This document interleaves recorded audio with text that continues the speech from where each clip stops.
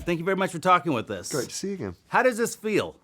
It feels really great to have got to this point, actually. And I saw the film finally last night for the first time.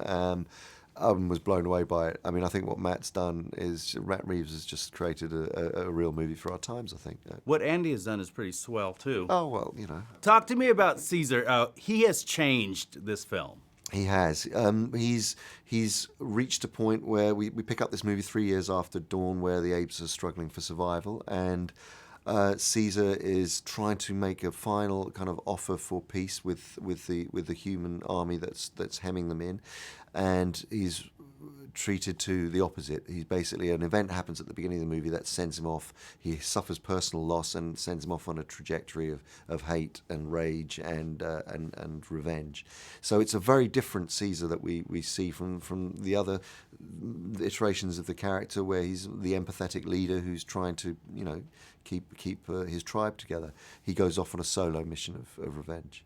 Now, over the years, the technology has changed, and I feel like that's made it easier for you. But also, because the technology has changed, I feel like it also requires more of you. The technology itself, in terms of how we shoot, has not changed drastically over the last few years. What has changed is the ability in post-production, for the visual effects company to honour the actor's performance and get it exactly as is performed on the day and acted on the day with the director and the other actors. So they're able to, they're creating software now which obviously makes it look much more photoreal. The hair, the eyes, with the snow on the fur, etc., or rain on the fur. But crucially, the artists have now experienced years of experience of matching exactly what the actor has done into the face of the ape, because they've studied our faces for so long now. So that's where the expertise has really improved. Now, and I read that there's an ape camp. Do you still participate in ape camp?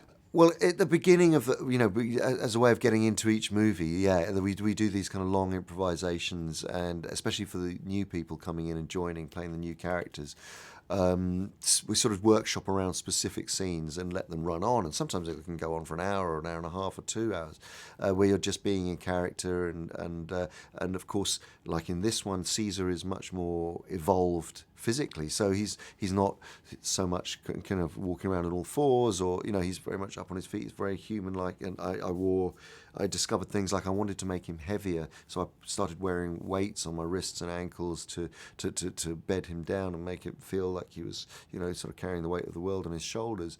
And then in speech and so on and so forth, like Caesar speaks a lot more in this movie. He's linguistically much more articulate, and workshopping all of that and how that would work without it feeling too casual and too out of character.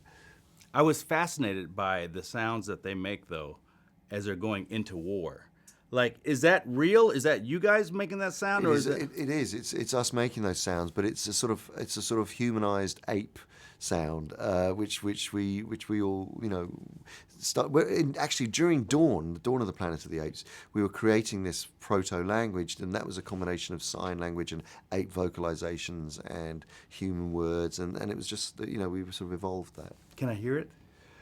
Well, it's kind of, I mean, Caesar doesn't do it anymore in this movie, but I mean, apes kind of, you know, it's that kind of stuff, you know, it's sort of, it's that kind of cry, that sort of pant hooting is what apes do. And then we sort of made a slightly more humanized version of that. Made in Hollywood. Hey guys, thanks for checking out this video. We want to know, what would you have asked? Let us know in the comments below. And if you liked this video, don't forget to hit the like button. And as always, for more videos like this, hit the MIH TV logo right here. And for the next awesome video, click right there.